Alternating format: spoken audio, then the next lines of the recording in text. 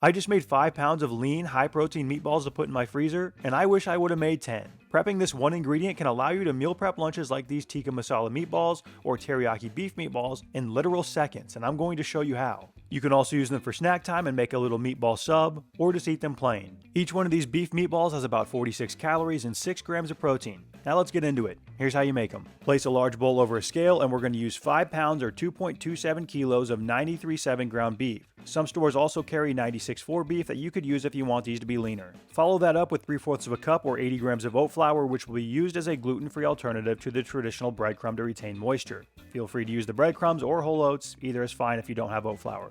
Next, add 2 teaspoons or 12 grams of salt, 2 teaspoons or 6 grams of black pepper, 1.5 tablespoons or 12 grams of garlic powder, 1.5 tablespoons or 12 grams of onion powder, and then 2 beaten eggs. Mix the seasonings, flour, and eggs into the beef until it is well combined and evenly incorporated. It's easiest just to get in there with your hands and move everything around. Overmixing could lead to a tougher meatball, and using a spoon or a spatula will make this more likely. Most of you are going to have 5 soft little spatulas on the end of your hand already that are perfect for this job. Now we need to build the meatballs. Get out a large sheet pan and spray the surface with a bit of oil. I find that the easiest way to form the meatballs is by using a cookie scoop.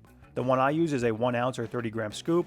You can scoop the meat mixture out of the bowl and plop it down onto your sheet pan, ensuring that you leave enough space between each ball so that they can obtain some level of browning on the bottom. If you put them too close to each other, they will steam instead of brown, and that isn't a huge issue. They'll still turn out well. You'll just sacrifice a touch of flavor, which you can gain back if you reheat them in the air fryer. After my first tray was filled, I tossed the meatballs between my hands to round them off into a clean sphere. This is an optional step, and if you are looking for max speed to finish, you can skip it and have a more rustic looking meatball with craggly edges to save time.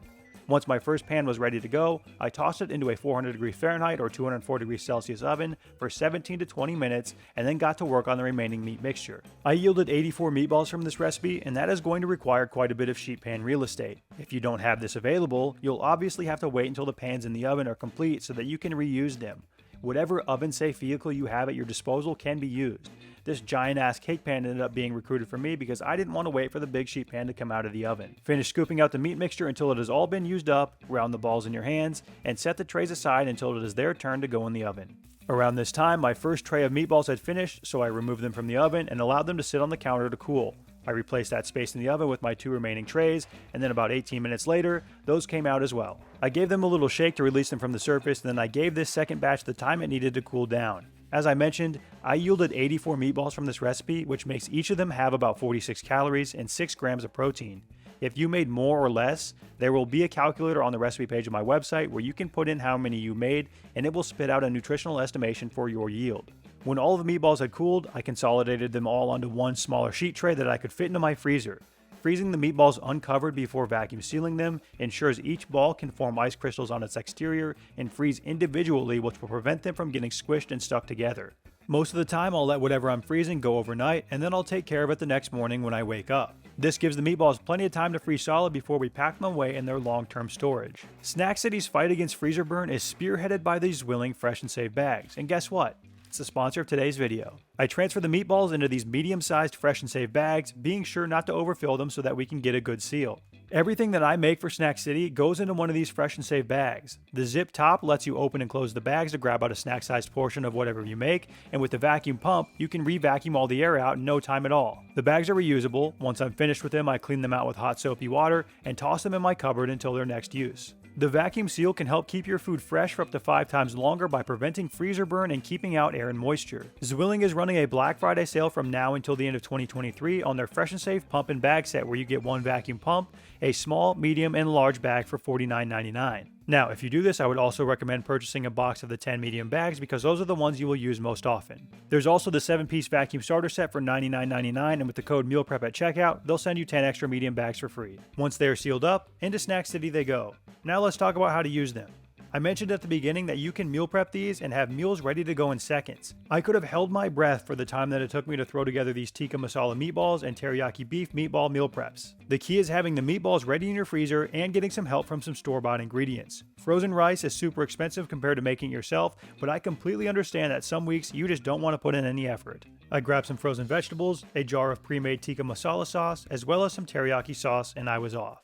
For the tikka masala meatballs, I grabbed 2 meal prep containers, and to each one I added 1 cup or 142 grams of the frozen white rice. I scooted that all to one side, and to the empty half I added about 1/4 of a cup or 60 grams of the tikka masala sauce, and then roughly 100 grams of frozen broccoli. That got repeated in the second dish, and then each one got 5 of the frozen meatballs. To finish it off, I added another 1 tablespoon or 15 grams of the tikka masala sauce to the top of the meatballs in each dish. And there you have lunch for the next couple of days. Once you get the meatballs prepped, this is quite literally the lowest amount of effort I can possibly imagine you putting into a meal prep dish. And that's what I'm talking about. That's the good stuff.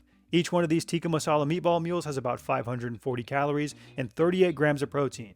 Not too bad for a minute and a half of work. Cover them up, throw them in the fridge, and they're ready for lunch. The meatballs, rice, and broccoli will thaw out in the fridge, and when it comes time to reheat, you can just toss it in the microwave for a minute and a half to 2 minutes to heat up. I topped mine with a bit of chopped cilantro and then seasoned the broccoli and rice with some salt since those were both plain coming out of their prepackaged bags. Moving right along, lazy meal prep recipe number 2, teriyaki beef meatballs. Just like the last one, this one is so easy the time to complete is better measured in seconds than minutes. I got out my meal prep containers, and to each one I added 1 cup or 142 grams of that frozen rice. Next comes the vegetables. As I was perusing the aisles of Whole Foods, I saw they had this frozen stir-fry blend, and I said, you know what, that sounds about right, I'm going to use that. So into each container I added about 1 cup or 85 grams of the frozen vegetables. Next, I added 5 of the meatballs to each dish, and the nice thing about having these pre-prepped is that you can add however many you want. If you want a bigger meal, just add more meatballs. The final step was to add 2 tablespoons or 30 grams of teriyaki sauce to the top of each dish.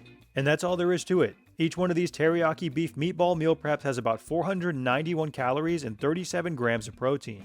There will be times when the last thing you want to do is meal prep on a Sunday, but you know you need to have food for the week, and meals like this are perfect for those times. Take one of your prep days and fill your freezer with these meatballs so that your future self has something to fall back on in times of need. Now, the meals are great, but the meatballs also work for snack time. To reheat them, I take a bag from the freezer, plop some down on a plate, and then throw them in the microwave until they are hot. Eat them plain, dip them in ketchup or barbecue sauce, serve with marinara sauce, or my favorite way to eat them is as a meatball sub. Now I know this isn't technically a sub, but get off my back. Good gluten-free bread is hard to find, and this one is cheap and I like it, and I'm not going to find a hoagie and spend $8 on it when I can just use a slice of this. To make it, I took 1 slice of bread, topped it with 2 teaspoons or 10 grams of butter, covered that with a little bit of garlic powder, and then popped it in the air fryer to toast. Once it was golden brown on top, I pulled it from the air fryer and topped it with about 30 grams of marinara sauce. Next, 4 reheated meatballs went on top of the bread, and I topped all of those with an additional 30 grams of marinara sauce. Then I ripped a piece of provolone cheese in half and put that over the top of the meatballs, and back into the air fryer it goes to melt all that cheese. For this purpose, I don't like when the cheese gets brown and crispy, so I let it go for about 2 or 3 minutes just until it had fully melted. Then I pulled it from the air fryer and topped it with some chopped parsley for a garnish. This little meatball sub or sandwich, whatever you want to call it, has about 488 calories and 33 grams of protein. It's been my go-to snack for the last couple of days. It is so insanely palatable and easy to eat. Which reminds me, as we enter bulking season, if you're looking to gain a little weight, 2 of these bad boys slides down pretty easy, and that's almost 1,000 calories. The name of the game is convenience. If you make it easier for yourself to make good choices, you're going to increase the likelihood that you will make them. Bulk prep these meatballs for snacks sitting in your freezer, either for snack time or meal prep in a pinch. The written version of the recipe is published on my website, which is linked in the description below. Down there you will also find a link to the Fresh and Save gear from Zwilling in case you are interested. If you're looking for more recipes to put into Snack City, check out these 2 videos linked on the screen. Like the video, subscribe to the channel, bye.